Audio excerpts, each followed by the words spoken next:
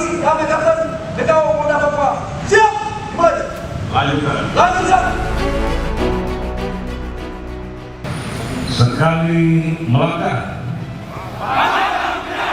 sekali tampil, jiwa kaku. Oke, terima kasih.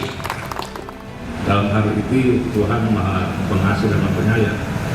Kalau di sana memang tidak ada gereja, tidak ada masjid, kita bisa di mana saja. Ya, saya minta sholat 5 waktu laksanakan, waktunya berdoa bagi dan beragama lain laksanakan. Ya, bahwa semuanya Tuhan yang menentukan kapan kontrak kita, ya. Jadi saya minta, tetapi harapan kita mampu, ya, kita berdoa untuk melaksanakan tugas dengan baik.